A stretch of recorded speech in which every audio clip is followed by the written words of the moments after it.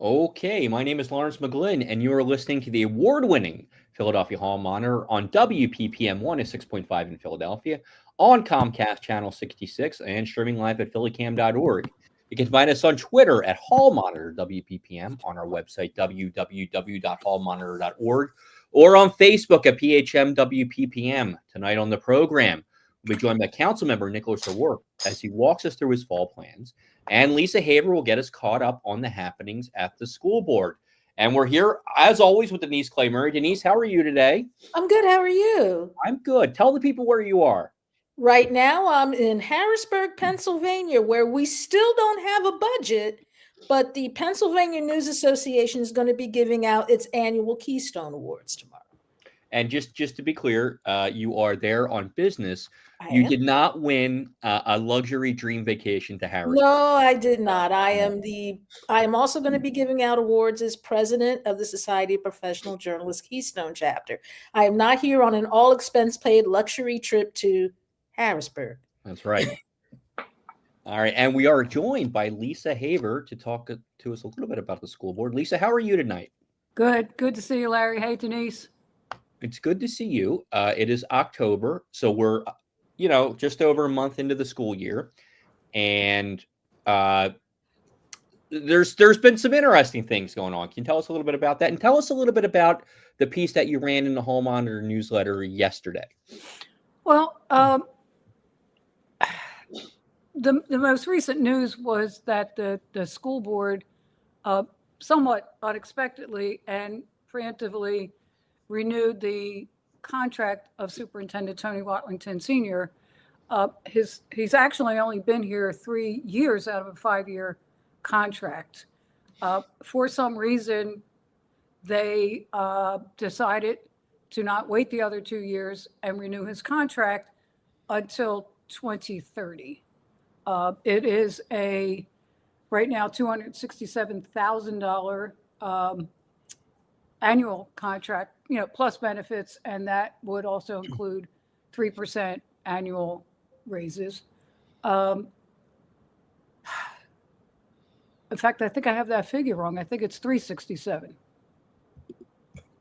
It is 367. Yeah, when he came, it was 335. 367, which is for overseeing over 200 schools, and not like some charter operators who are paid more than that to oversee 1 or 2 schools. Mm-hmm. But we started thinking about it, we, the members of the Alliance for Philadelphia Public Schools, and thinking about why would you renew somebody's contract? And by the way, they did the same thing with Superintendent Height, if you remember that. Why was it so urgent to renew the superintendent's contract? At least one member of the board, president of the board, Reginald Streeter, said to the press, I believe he was quoted in the Inquirer, saying it's about stability and clarity. And I'm not sure what that means, but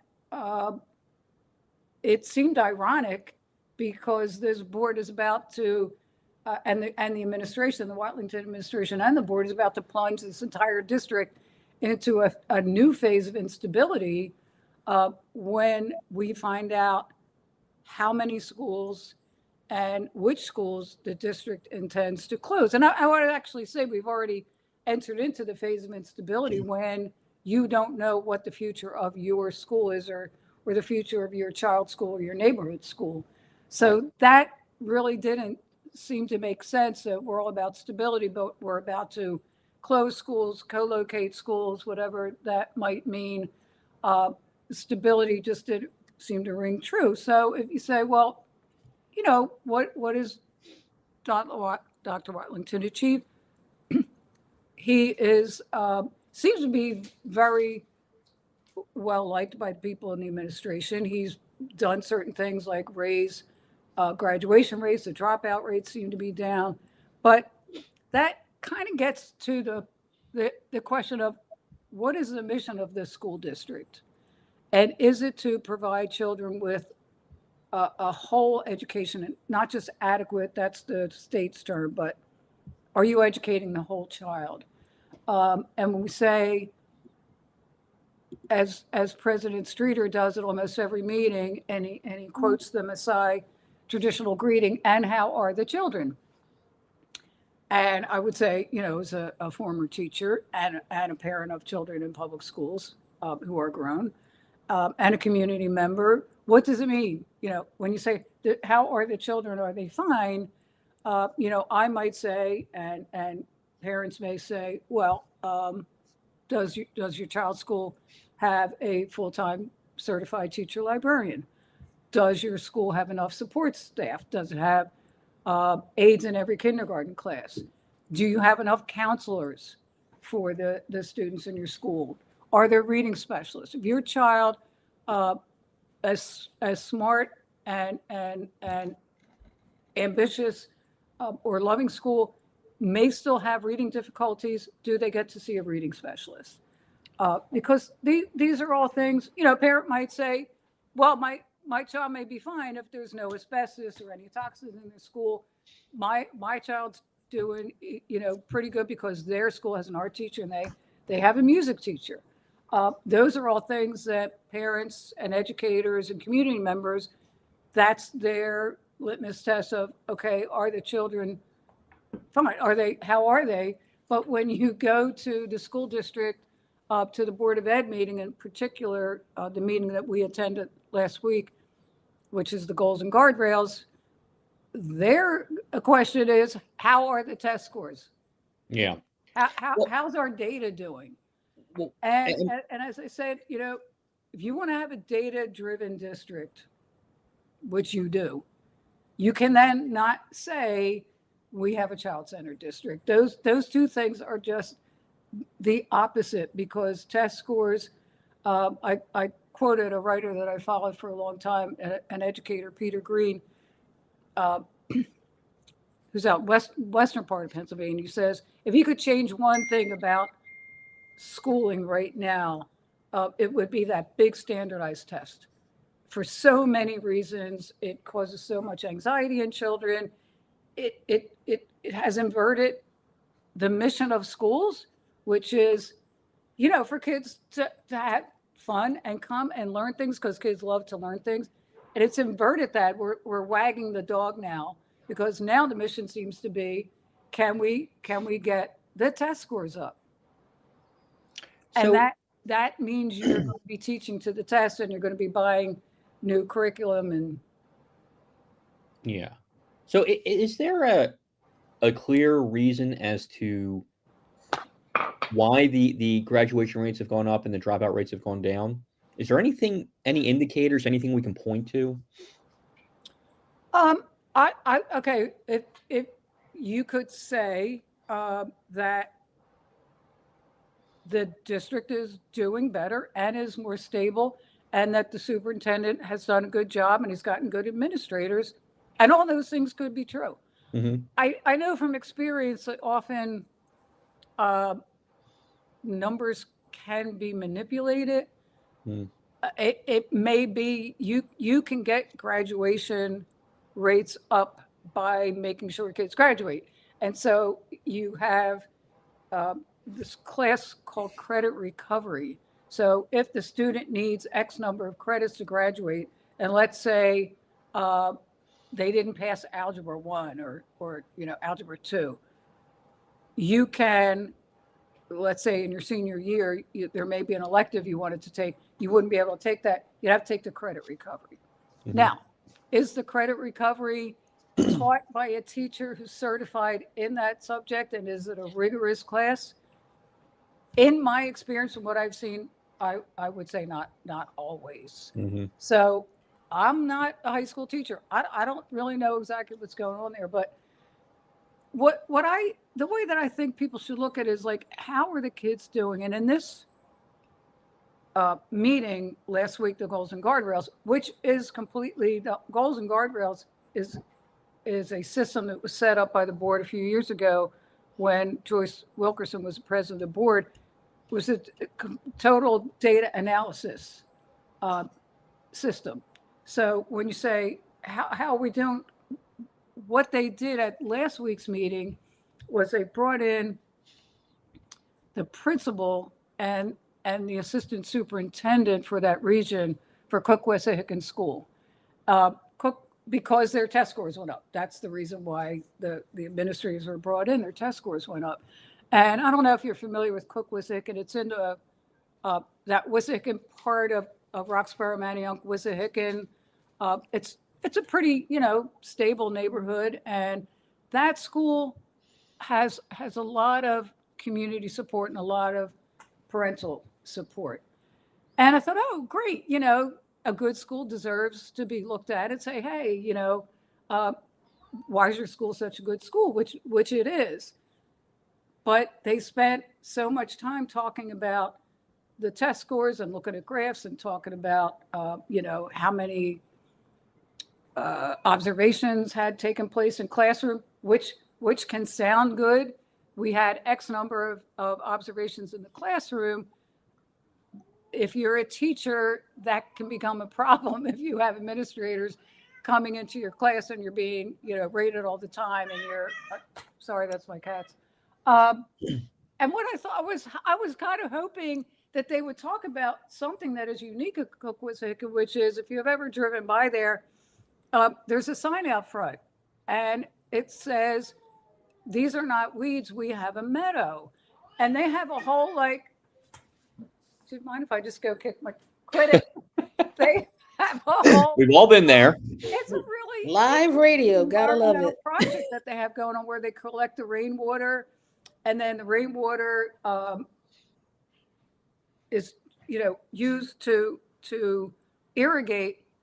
I want to say the lawn, but when you say lawn, it's grass, and they have a meadow. And it's so interesting, and it's something that kids in all grades can contribute to. And the community understands. So, and they didn't even talk about that. And I thought, oh, you kind of, missed an opportunity to say what's really unique about the school. There's so many things that are unique about schools. If you just look at it, like some schools have really great art that's displayed, and often it's brought down to school district headquarters. Like test scores, that's so kind of almost like soul crushing, just talk about test scores. So I think the leadership of the district and by extension the city, because the mayor appoints the board, should really step back and say, what are we doing to make sure that kids are happy in school and they want to come to school? Right. Are we getting, I know I talk about this all the time, but it's really tragic that this board has normalized not having school librarians. We have two full-time school librarians, and both are in magnet schools. Yeah. That is something that this board could have started right as soon as they came back in 2018. First thing we're going to do is make sure every school has a librarian. There's so many things that you can do for schools that says to kids, you're not just about a test score. Because when they open up that meeting last Thursday, the goals and guardrails, like they start off, Superintendent Watlington says, oh, our kids are not just data points, and we understand that taking a test is a skill. And kind of like with that said, now we spend the rest of the 2.5 hours talking about test scores. Well, I'm not following education as much as I used to, or as hard as I used to, but is No Child Left Behind still the federal law of the land? Because that is kind of the reason why test scores became the emphasis, because if you didn't get the right test scores, the feds could come in and totally dismantle your entire school. Yeah. Yes and no. It's not called No Child Left Behind anymore. I think it's still Every Student Succeeds Act, ESSA. No Child Left Behind came in under President George W. Bush. That was actually sponsored by Senator Edward Kennedy. That is what ramped up testing. So before, like our kids are grown, this was happening after they went to school. Our kids were tested in 3rd grade, 8th grade, 11th grade. That's it. No Child Left Behind brought in students tested in every grade from 3rd through 11th. And that just changed the whole landscape. But it went hand in glove with the privatization of public schools because the test scores were used as the weapon. So when they brought in the administrators from Cook-Wissahickon, which is in a pretty stable neighborhood, and the demographics in terms of poverty are not quite as bad as or low as the other schools. Great, it's really good to talk about schools that are doing well, but in most of the schools that I used to teach at, it's a struggle. And there's just been years and years and years of data that shows that standardized tests are racist and classist. And, that is just something that has been true from the beginning. So when I think about leadership, the 9 people on the board, the mayor who appoints them, the members of city council, I think the leaders are the people who have to break with the status quo. So you know what? We've been doing this for over 20 years. Has this helped our children? Are the public schools doing better? Are the kids happier? Or maybe we should really work on bringing in school librarians, making sure that every child has access to music, that every child has recess every day, that there's interesting, fun things like what's at Cook-Wissahickon with the environmental project.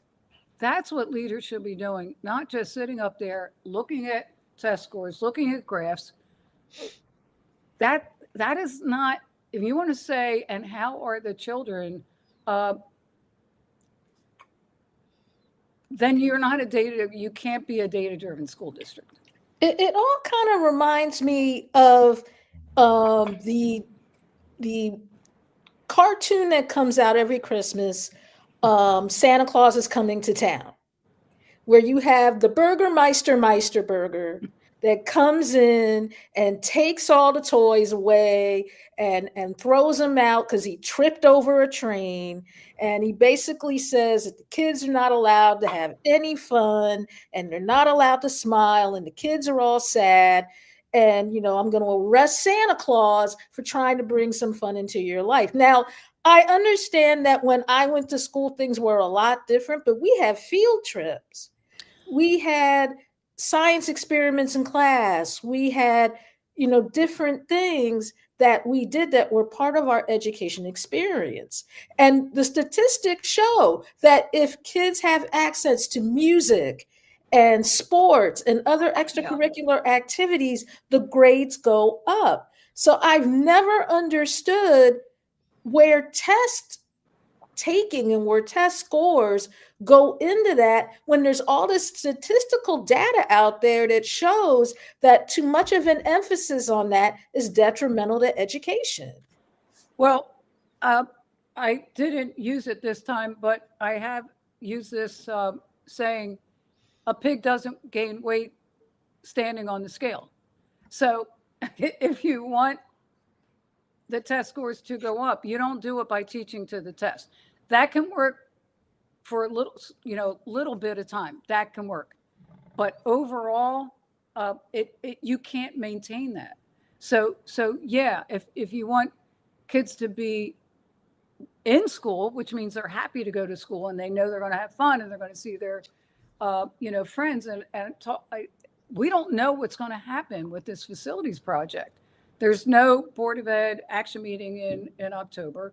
There's 2 public hearings in November, and then they're going to vote. And I mean, by the time we find out what's going to happen, it's almost going to be done. So how is that good for children to be, forced out of their schools and have to walk even farther morning and afternoon?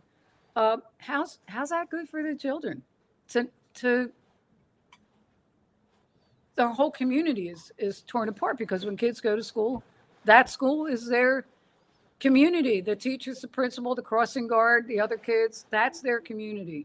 And we have yet to hear why they're doing it. And one of the things that I pointed out was that Dr. Watlington likes to use these corporate terms and think of the school district, as a business. And it kind of drives us crazy when he refers to parents and community members as customers. He even has a director of customer service now. But as one of our members, Barbara Dowdle, pointed out in her testimony, well, isn't the customer always right? Because every meeting that we apps went to last year and this year, there was not a single person, not a student, not a parent, not an educator, not a community member, not one single person who said, I think you're right, we need to close down some schools. So if we're right, if the customer's always right, they wouldn't be closing down any schools. Well, if you're a really, really bad business, you would think that this is okay. I mean, if you were, say, running a casino and you were the only person to run a casino that actually had to file for bankruptcy several times because the house didn't always win, which would tell most people you didn't know what you were doing. Yeah. It would kind of tell me that maybe you're not the right group of people to be handling this particular business. I'm just saying. We need leadership. And to me, the leaders are not people who just maintain the status quo. You can't just keep doing the same thing and having kids take tests and having kids study to take the test. And I really, really want to say that there are so many people in schools who are working really hard to give kids the best education and trying to get them out, on field trips and getting them to do fun things like Cook Wissahickon with their Meadow project. There's a lot of that stuff going on. And that's why the Board of Education should be highlighting those things and not just talking about test scores, because they set the tone. They're setting the tone by saying, we have 2 committees right now operating, and one of them is the sole purpose of which is to look at data. You're setting the tone. But there's a lot of people in this district, principals, teachers, all kinds of people who are really, really every day working to give those kids a really full education. And that's a big part of it. And I just want to say this. I taught at a college for 11 years, and I used to review the SAT scores and all that. And I found there was no correlation between academic success at the college level and SAT scores. High SAT scores did not necessarily mean a student was going to do well, and lower SAT scores didn't mean that they were going to be out in a semester. I mean, it just really is how well you take the test and how well you were able to prepare to take that test. Well, I've had this conversation with people who think that those are objective tests. And I said, okay, well then how has Kaplan made so many millions of dollars? Because parents who can afford to send their kids to Kaplan will do so, and it costs money, obviously. That is an admission right there that that taking tests is a skill. One of our kids got phenomenal SAT scores. It was just really good. The other kid was not a good test taker because there's certain things that you have to do. And if you agonize over, well, maybe it's B. I don't know. I said C, but maybe it's D. And that's a bad test taker. But was one child smarter than the other? No. Mm-hmm. They had different types of intelligence. And it's a shame, Larry, because I guess over the past 5 or 10 years, there were a number of colleges and universities that stopped requiring SATs, but it seems like that's turning around, which is a shame. Yeah.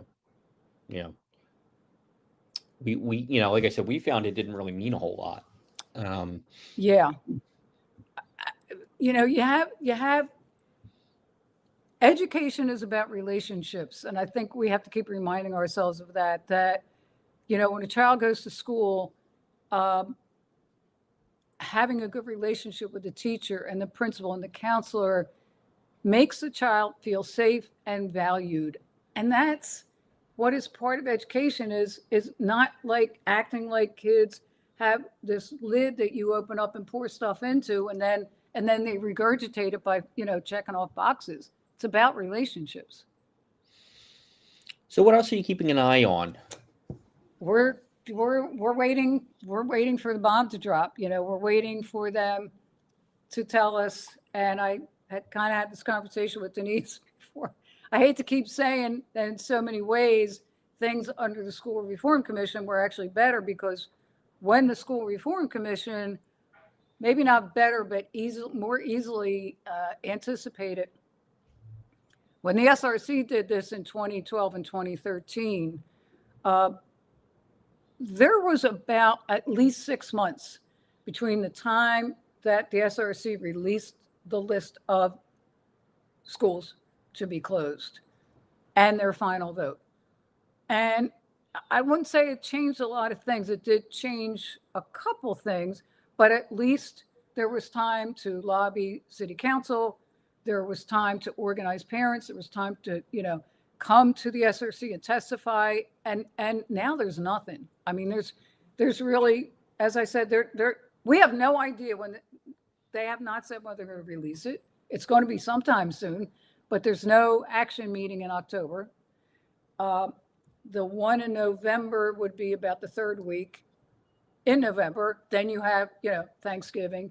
There's really going to be almost no time for parents at a school or students or anybody to try to organize, lobby city council.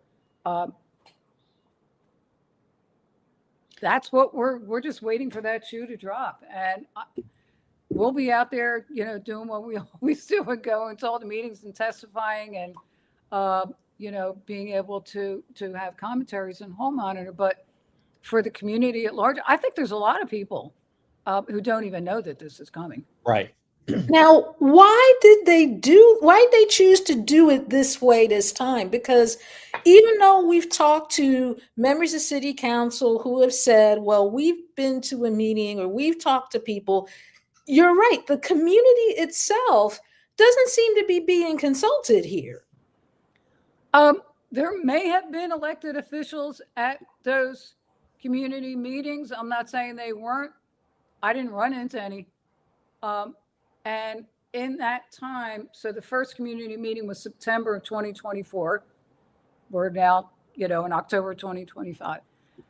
In that time, there has not been a single city council person or state rep or any elected official who've come to the school board and said, do not close schools. We need our neighborhood schools. I mean, we didn't get to every single meeting, but we went to most of them. I'm in city council every week. Yet to hear any elected official come out and say, my constituents do not want any schools in our community closed. So I'm not sure what everybody's waiting for, but I don't have a lot of confidence that somehow 1 month city council or the Philadelphia delegation is really going to be able to have much influence on what's going on. Well, and that's by design, you would think. Absolutely.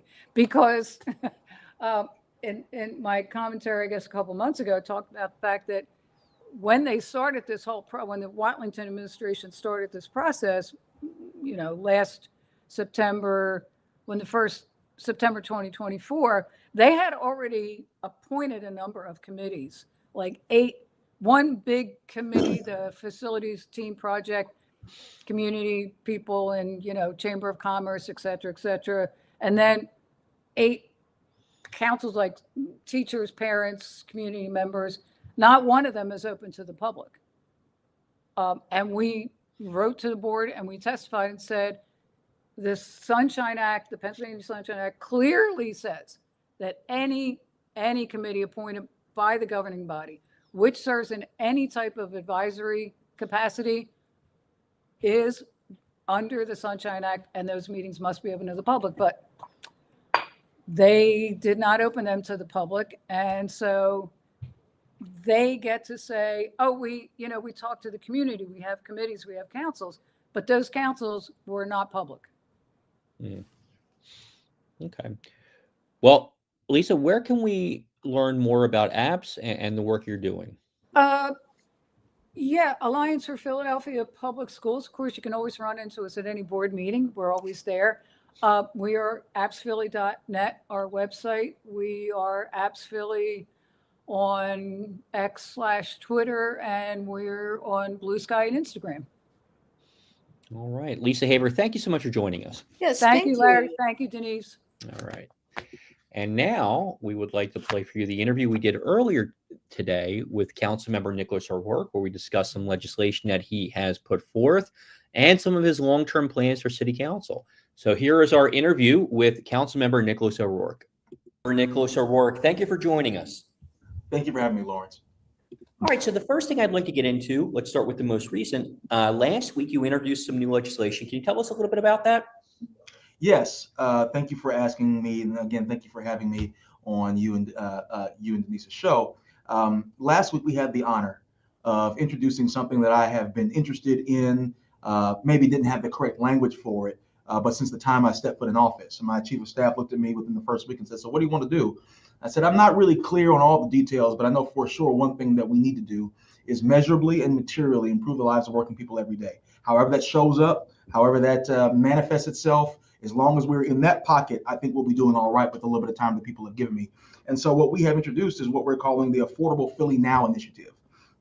The Affordable Philly Now initiative consists of, the initiative consists of 4 components, 3 of which were introduced last week. One of those is what we're calling the Cost of Living Task Force, which exists to do what the overarching issue is, address rising costs across not just the country, but certainly here in the city of Philadelphia and the Commonwealth. We are seeing rising costs in almost every sector, every essential good that people use to live and thrive. You're seeing costs rising. And so we want to do the work to figure out what is contributing to those rising costs, and then what we can do to drive them down so that people can be able to thrive and live. The Cost of Living Task Force, over the course of about a year, will be doing a lot of research. We'll have a lot of experts and really smart people who are going to be doing all the research to find out what is contributing to the rising of those costs. And then it's going to put out some actionable ideas, policy ideas that we can move on in the long term and ultimately on that. But we are not just waiting for them to do that over the course of 9 to 12 months. We have introduced 3 pieces of legislation, 1 this spring, 2 this past week, that kind of get us out the starting block, so to speak, and will run concomitant with that task force. The first one, many may remember that are paying attention to the machinations of city council. This spring, we introducust what's called the Transit Access Fund, the TAF. 0.5% of the general fund, in the same way that we set aside a 0.5% for housing for those who are in need of it the most. We want to take another 0.5%, a total of 1%, so that people don't just have a place to stay, but they have some way to go. The Transit Access Fund would basically supercharge the zero fare program by putting 0.5% of the general fund towards a program that will provide free transit for the poorest in our city. So that's addressing transit, right? One of those essential components that you need to thrive in a city. The other 2 we introduced last week. First, I want to mention the rent refund program that we are introducing. The idea is that, and with the same sort of success that the homestead exemption has had and the popularity around the tax rebate program the Commonwealth has, we want to make sure that widows, seniors, persons with disabilities on fixed income are able to receive a refund upwards to 500 years per year on their rent. Most people don't realize this, but homeowners aren't the only ones that pay property taxes. A lot of times, the Commonwealth has held for some time that property taxes to the tune of 20% are being passed down from landlord to tenant. So you have tenants who do not own land in the city of Philadelphia paying property taxes, and then we wonder and ask the question why the rent is so damn high, as the gubernatorial candidate of New York said many years ago. This is part of the reason why. So to get around that, we want to provide a refund, again, for widows, seniors, persons on fixed income. $500 isn't a lot of money, but it's something that I think will cover a few meals in the course of a year, and I think will help people pay some other bills. So again, addressing the costs, the rising costs, and this is another way that we're doing it. The other component that we have added is to address utilities. In this way, one of the things that we have noticed is that across the country, municipalities, localities, if they get in a fiscal pickle, will look at what they publicly own and see if they can't sell it off. And so that happens with gas, it happens with electric, it happens with water. In fact, in Pittsburgh, over the course of the last decade, we have seen an interesting drama kind of unfold where initially Pittsburgh Water, its management was sold off to or was handed over to a privately owned company. I won't get into enough of the details, but apparently it was such a horrible situation that the people kind of uprose, pushed back, and demanded the mayor not sell it off. This year, 2025, Pittsburgh City Council actually banned the privatization of Pittsburgh Water. Because what we find is that everywhere where water is sold off to a private company, the rates skyrocket. So people have asked me, well, have you heard about that going on here in Philadelphia? I am almost sick of people asking me that question. Why do we think it's best practice to wait until the problem is on our doorstep before we address it? If we see the trend, what we want to do is nip it in the bud now before it darkens our doorstep, so that way we don't have a situation where people are paying rising utility costs in the form of water. And that's something that cuts across tax bracket. And that's the thing. One of the problems you have with this, not only do the rates skyrocket, the level of service declines so much that, you can't get anybody on the phone if you have a problem. And even if you do, they might not do anything about it. And this is anywhere that's privatized water or any other utility has seen this. And just as historical context, there is precedent for this in Philadelphia. Years ago, in the Nutter administration, Michael Nutter wanted to sell the gas company, and he doesn't take the credit for this, but I'm going to give him the credit. Our own Lance Haver is one of the people who stopped it and explained to people, no, if you do this, it's going to be really detrimental. And it did. And Council President Darrell Clark, also to his credit, stood in the way of that happening. So you're 100% right. This could be a problem. It's something that people pull out of the back pocket when they think, well, we need money quick. Let's sell off a utility or let's do it. And it never works out the right way. On that note, are you concerned overall about the rising costs of utilities and gas and water and things like that throughout the city? Yes, I'm concerned about it. For one, because the city of Philadelphia, up until about 2 months ago at this point, was, as was often repeated by my colleagues and myself, the poorest big city in the USA. Now we have made it to number 2. We are second behind Houston, and that's nothing to beat our chest about, because we still have about 22% of the people that lives in poverty, and I think 11% abject. That is a major, major problem. And when you think about what it means to live, how much living costs, certainly utilities, transit, housing, all that sort of stuff. These are the sorts of things that make living. I was just riding with, what I probably shouldn't out him, but somebody who actually works here in this building. I was bringing him up, saw him coming down the street. He hopped in the car. We came back, and he was talking about the reason why he was down market was because he had to go get some money out of his pocket to go put in the bank because he had been 3 months behind on his gas. And he said, man, listen, it feels like I work just to pay the bills, not so that I can have opportunity to live. It's hard to stay above water because sometimes he has to rotate what bills will be delayed and which ones will get paid up and all of that. That is a lived experience of someone I just talked to in the last hour and a half that works right here in the city hall, right? That's a good job. And so if that's happening here, that's close to home, certainly it's happening across the second poorest big city in the country. So it is important for us to pay attention to it. It's not new. It isn't just here in Philadelphia. It's across the country. I would even say that, as much as he's a liar, the president himself, in some ways, kind of ran addressing cost of living, at least giving lip service to it, because he recognizes that it hits home for people.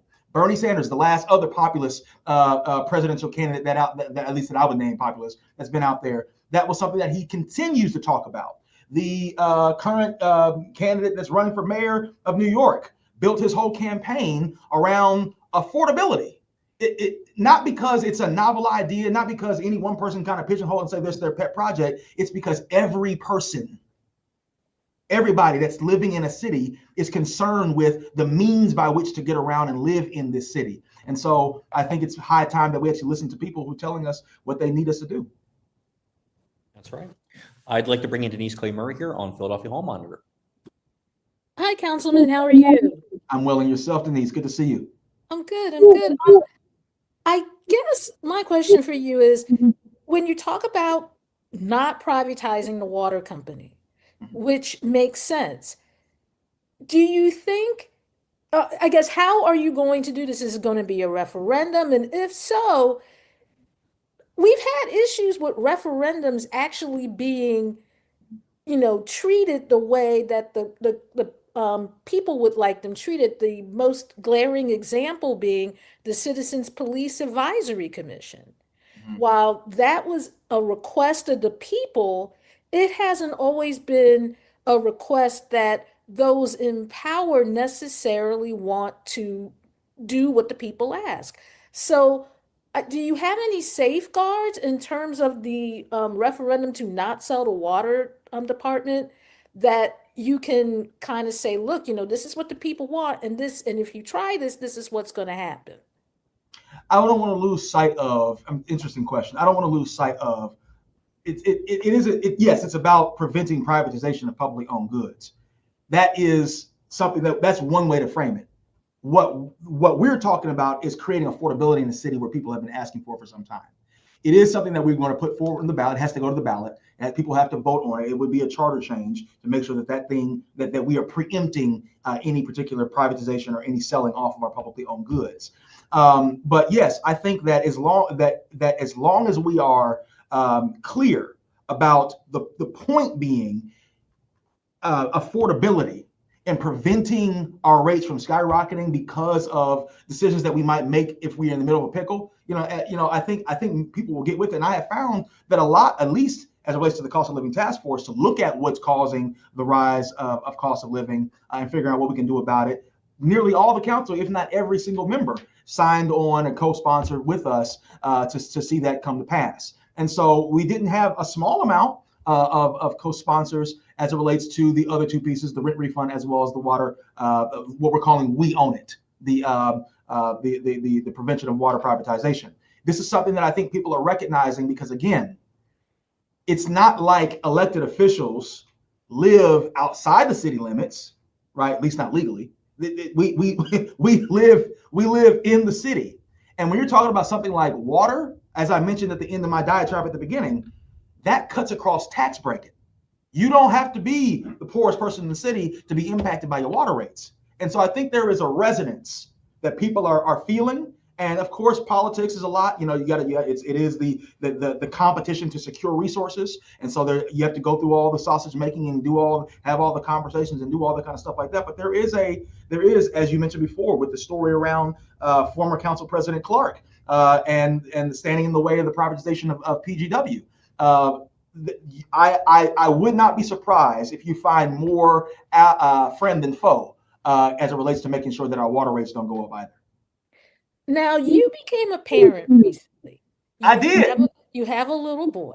I do. And parents probably feel the weight of the economy more than anybody because they have this little person that cannot grow and thrive without their help.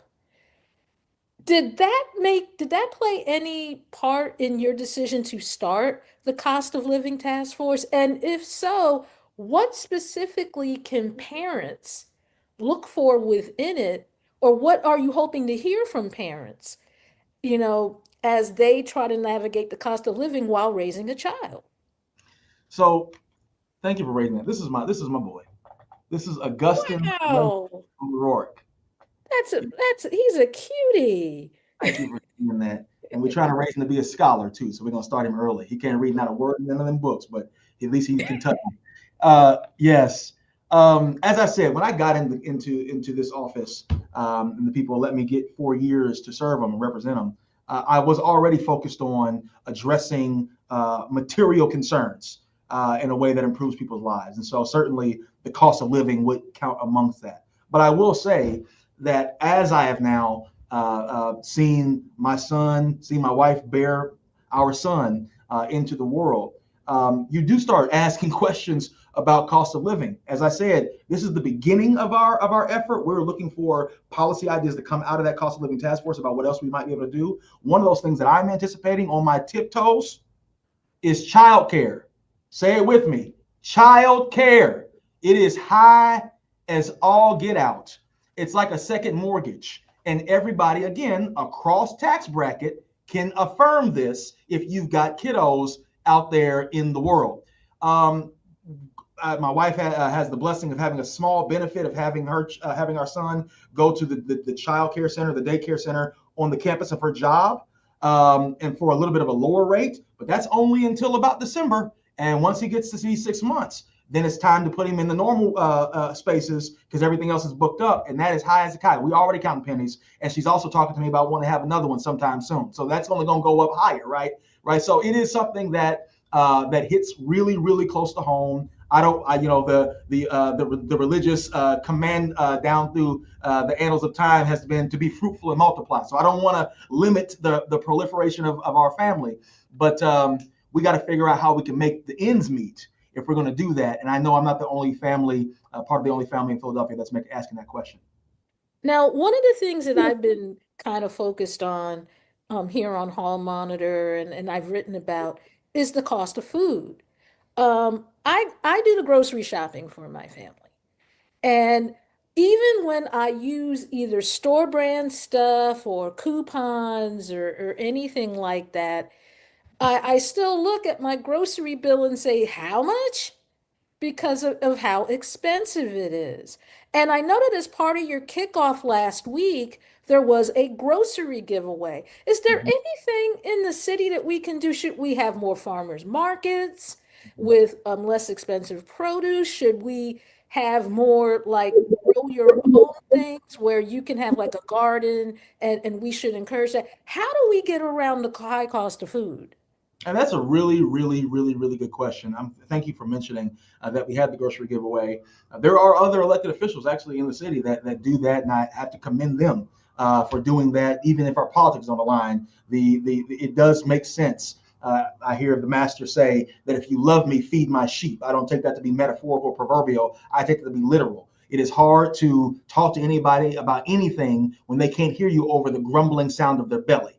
And so I think just giving food away in the same way that I would love to give money to the people, I think is a great way for us to address living conditions and all of that. But how do we get around it? Great question. One of the things that we have been intentional about supporting over the course of this year, alongside Councilmember Cindy Bass, actually, is co-ops. We declared 2025 the year of the cooperative. Many of them are groceries, cooperative grocery stores. And so, that's one thing that we want to do is just support those having basically publicly owned and operated grocery stores that people can have access to what they need. But, there are other ideas out there. What would it look like to have other publicly owned grocery stores on a larger scale, right? There's a lot to look into, and I hope this cost of living task force can kind of point us in the right direction as it relates to what we actually can do about it. Okay, well, thank you so much for giving us your time, Councilmember O'Rourke. I'm going to give you back to Lawrence McGlynn, and you're listening to Hall Monitor on WPPM 106.5. All right. Thank you very much, Denise. Councilmember, do you have an idea of when the cost of living task force might begin its work? Yes, so we are looking to get up and running at least by the top of the year. We have to get this thing done, and we have to make the selections. It may be sooner than that, but that's why we are in our brain going through. We're expecting the process of them doing their research will take about 9 to 12 months. Something that we can start in January, and then see the product of, if not throughout, then certainly by the end of 2026. And so, hopefully we can get going soon. Well, we're going to be very interested in covering that and hearing what you have to say throughout, because it's really, really important, because it gets, it's getting harder, but it already was hard. That's right. And it's good that we're thinking this way, and we're going to be very interested to see what comes of it. So, Councilmember, thank you so much. Yes, thank you. Thank you, Denise. Thank you, Lawrence. Thank you, Hall Monitor. Always appreciate you all. All right. We'd like to thank Councilmember Nicolas O'Rourke for joining us on the program tonight. And Denise, I think this makes a lot of sense, and I'm surprised nobody came up with an idea like this sooner. Let's study what makes how we make things more affordable and what we can do for people who having trouble with these things. Well, you're right. It does make a lot of sense, and you kind of have to wonder why it hasn't been talked about before, even though former council president Darrell Clark had his poverty moonshot Yeah. that he wanted to do and unfortunately got derailed by COVID. Mm-hmm. And even toward the end of his term, it was something that he talked about as one of his regrets that he wasn't able to get completely done. The thing is, sometimes you don't deal with a problem until it is so in your face that you can't get around it. And whether people want to admit it or not, Philadelphia still hasn't completely recovered from COVID. In fact, I would venture to say that most of the country hasn't, because you still have some of the same problems, like the chain of production is still messed up. Mm-hmm. And you still have other things that haven't quite reconciled themselves since before, since COVID came, well, the COVID lockdowns came and went. COVID is still with us. People may want to tell you that COVID is no longer still with us, but it is still with us. There's still people out here getting really sick with it. So, please be careful this fall. And, granted, Robert Kennedy may tell you that you don't need vaccinations or Tylenol or any of those things.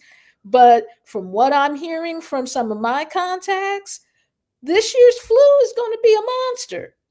Yeah, listen to your doctor. Listen to your doctor. If your doctor tells you get a flu shot or get a COVID shot or get both of them, get those shots.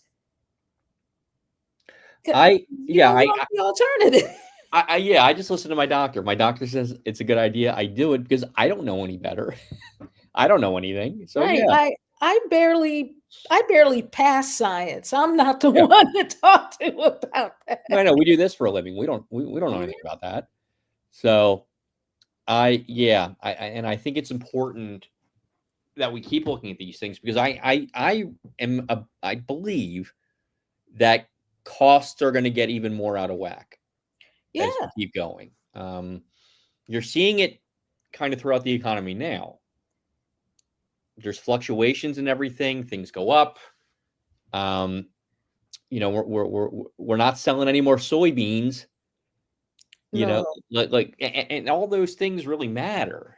And in fact, the soybean producers are really mad right now because basically the Trump administration has decided to bankroll Argentina's soybean production. You're giving them $20 million now. 40. It's 40. 40. Oh, my bad. They doubled it like today. Yeah, they're giving them $40 million to grow soybeans. Now, if you're a soybean farmer in the Midwest, and there are a few, and you're hearing that the person who put tariffs on all of the countries that bought your stuff is now giving $40 million to this other country, who just, by the way, is one of the places that has allowed him to, do his extraordinary rendition campaign of sending illegal immigrants to places that they're not actually from, you're kind of like, what's up with this? So I want to be very clear about something. The reason Argentina is in such dire financial straits is because they did all the things that Trump wants to do here.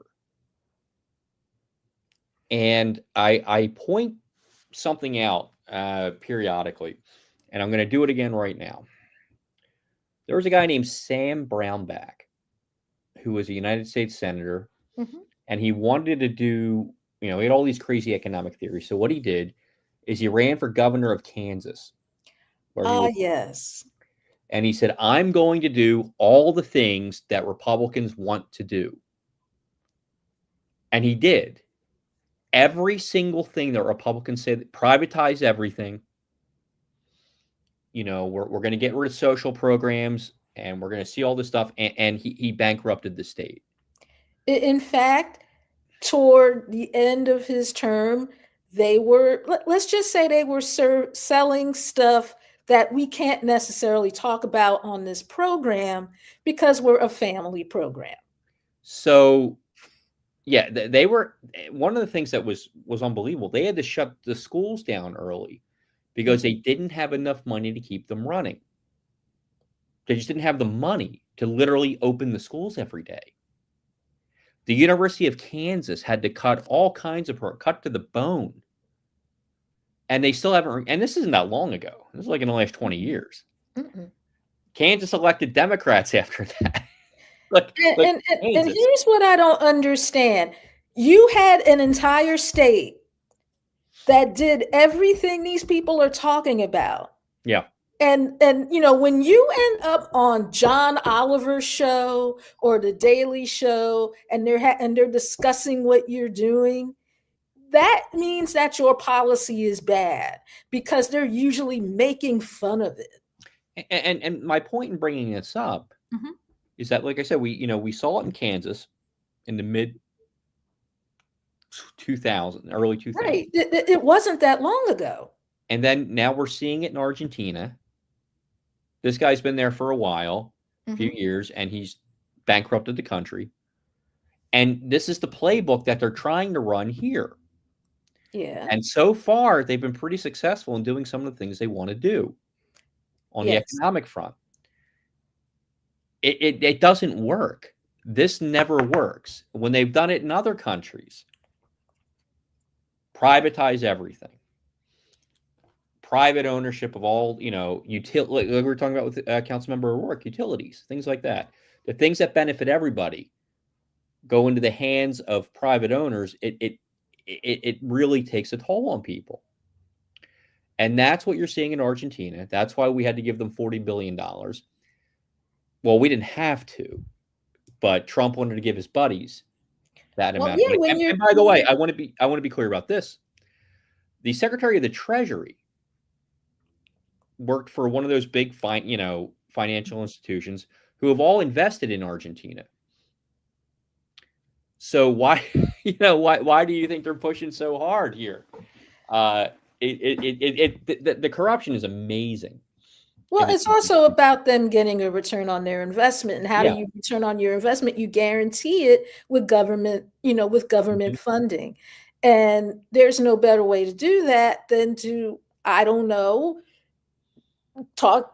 provide your own government funding. I mean, it's a pretty straight line from the federal treasury to the pockets of investors on this deal. And again, I'm not a financial person. But from what I have read, it's basically they're just opening up their pockets and federal money's going in. I mean, this is what we're dealing with here. But here's the thing: when like regular people were doing that kind of thing during the COVID shutdown and the PPP loans, folks eventually got picked up and taken to jail. And I know this because they all ended up episodes of American Greed. Well, Brett Favre I am obsessed with. Yeah, I'm obsessed with American Greed. Brett Favre should be in jail, but he's not. Oh, he ended up an episode of American Greed too. But the thing is, everybody, when like regular people or regular criminals, I guess I will say, try this kind of thing, they end up getting locked up for it. So why people who actually run the government are being allowed to get away with this should make all of us scratch our heads. But what we need to remember here is that the very people who need to know that this is going on are also the same people that when you try to tell them that this is going on and you show them proof that this is going on, they look at you like you have two heads and that you have Trump derangement syndrome. Yeah. They're not trying to hear you. And yet these are the very people that are going to find themselves in some really, really bad financial straits in about 6 months. All right, we're going to have to leave it there, and we will be back next week on Hall Monitor.